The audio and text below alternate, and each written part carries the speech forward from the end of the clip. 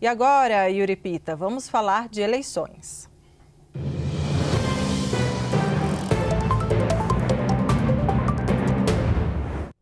E para falar de eleições, olha só, Débora, essa situação aqui. No Rio de Janeiro, a disputa pelo número de urna 1313 virou uma briga pública, em vez de ficar restrita ali à lavação de roupa suja dentro do PT. E é o Pedro Venceslau quem vai explicar cada um dos envolvidos ali, que a gente já fez um spoiler com a imagem. Brigas públicas do PT do Rio de Janeiro não são exatamente uma novidade e elas sempre envolvem os mesmos personagens. No caso, Washington Quaquá, prefeito de Maricá e principal quadro do PT no estado do Rio de Janeiro.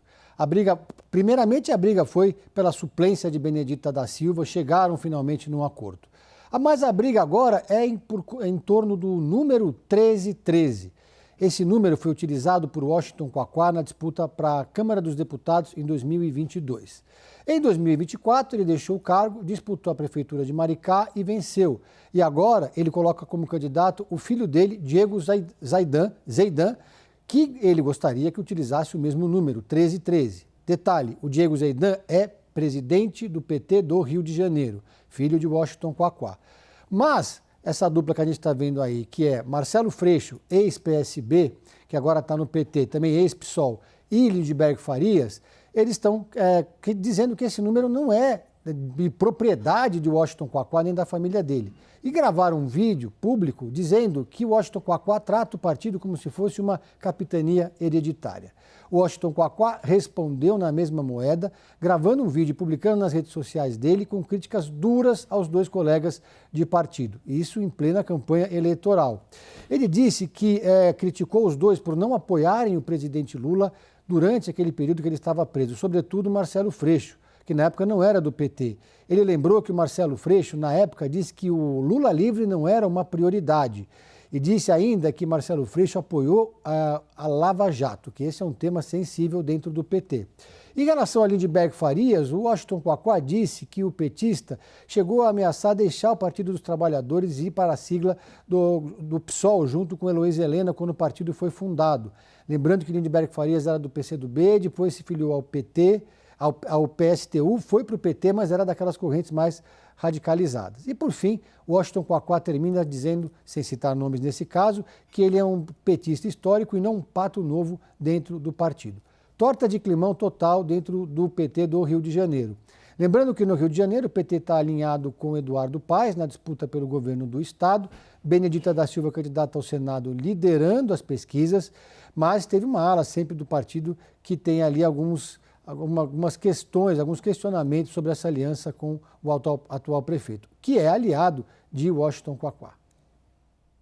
Ô Pedro, agora olhando para o lado da oposição, né? No Piauí, o senador Ciro Nogueira, que busca a reeleição, ele foi excluído da lista de apoio dos presidenciáveis, depois de vir à tona a relação de proximidade dele com Daniel Worcaro, dono do Banco Master.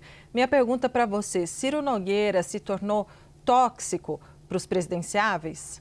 Bom, ele vai ser um candidato outsider na disputa pelo Senado. Ele vai disputar a reeleição, é um nome forte ali no estado. Agora, desde que veio à tona a relação dele com Daniel Worcaro, ele submergiu da cena política nacional e passou a se dedicar à sua reeleição ao Senado no Piauí. Eu acompanho lá as redes sociais, inclusive, do Ciro Nogueira, e ele tem diariamente publicado imagens dele comendo em lugares populares, abraçando eleitores, viajando pelo interior do estado, fazendo a sua campanha à reeleição, sem falar de grandes temas nacionais. Ele que é presidente nacional do Progressistas. Vamos lembrar que o Ciro Nogueira chegou a ser apontado como possível candidato a vice de Flávio Bolsonaro, assim que o senador do Rio de Janeiro anunciou a sua candidatura. Mas depois das primeiras mensagens, revelações da relação do Ciro com o Dark Horse, com o Master, antes da revelação do Dark Horse, já houve então um afastamento de Flávio Bolsonaro. Aí não teve aquele acordo, eles tentaram, na reta final das eleições aqui, da formação dos palanques e das convenções, trazer o PP para a coligação do Flávio. Não teve jogo, o Ciro Nogueira foi um dos que foi contra essa aliança, vetou inclusive a indicação de Tereza Cristina como candidata a vice de Flávio Bolsonaro. Pois bem, aí o Flávio Bolsonaro gravou então uma live na qual ele apresentou os 47 candidatos a senador do Brasil que terão o apoio dele e da família Bolsonaro. Nomes como, por exemplo, Arthur Lira, em Alagoas, que agora foi beneficiado com a saída do Alfredo Gaspar, que vai ser o candidato a vice, e está apresentado como possível candidato a presidente do Senado.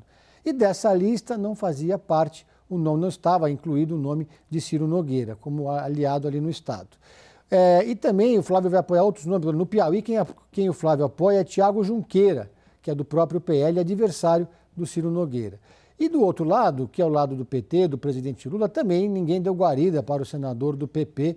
Há uma chapa ali montada com o campo da esquerda, portanto o Ciro Nogueira vai tentar correr por fora para renovar o seu mandato por mais 8 anos. Pedro Venceslau, muito obrigado mais uma vez, meu caro. Débora Bergamasco, vamos voltar a falar de Minas Gerais e da novela Cleitinho Azevedo. O senador do Republicanos de Minas Gerais pode voltar ao cenário da disputa pelo governo do estado. Há previsão de uma reunião hoje, agora no fim da tarde, no interior aqui de São Paulo, entre Cleitinho e o presidente nacional do partido, Marcos Pereira. E qual é a apuração que a CNN traz aqui? Esta reunião deve discutir novamente a possibilidade de Cleitinho ser lançado candidato ao governo de Minas. Na segunda-feira, ele havia anunciado que não disputaria o cargo, não estava com cabeça para isso. E aí a desistência mudou o cenário, também em outras legendas. O PL, que esperava Cleitinho para dar apoio a ele, o líder nas pesquisas em Minas Gerais, acabou decidindo lançar Flávio Roscoe como candidato, que já até anunciou o vice na chapa, uma chapa pura do PL. Agora, depois, lembrando, o Cleitinho na Convenção Nacional do Republicanos em Brasília voltou a falar, eu quero ser candidato. O presidente do partido, Marcos Pereira, falou, olha, não dá, já foi, você já disse que não ia mais ser. Só que agora, diante de tanta pressão externa sobre o partido, pressão também dentro do Diretório Mineiro, e essa situação toda pode mais uma vez mudar o cenário e hoje sim, Cleitinho pode ser anunciado candidato pelo Republicanos em Minas Gerais. O próprio senador disse que a decisão de desistir estava relacionada a um momento difícil vivido pela família há 2 semanas. O irmão mais novo dele, o irmão caçula, Matheus Augusto Azevedo, tinha 30 anos e morreu após complicações relacionadas à leucemia, sendo que ele já havia superado um câncer ainda antes da vida adulta. E relembrando, segundo a última pesquisa Genial Quest, Cleitinho lidera os cenários para o governo de Minas. É um cenário que se repete em vários outros levantamentos. O índice CNN, agregador de pesquisas de Minas Gerais, também mostra Cleitinho na liderança. Então, por isso que há toda essa expectativa e esse clamor para que, mais uma vez, essa decisão seja revista. Se ele não for candidato, o Republicanos estuda lançar o ex-prefeito de Patos de Minas, Luiz Eduardo Falcão, que em um dos vídeos que circulou nesta semana, Débora, talvez você se lembre, que Cleitinho fala, não, eu quero sair candidato e o meu vice é o Falcão. É desse Falcão que ele está falando, o ex-prefeito de Patos de Minas. Há toda uma expectativa nesta tarde.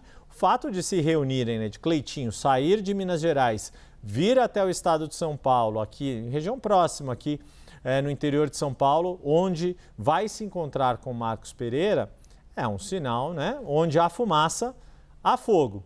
A ver se hoje é o dia do hoje sim, ou como aquele meme que ficou famoso aí depois da Fórmula 1, vai virar o dia do hoje não, hoje sim e por aí vai.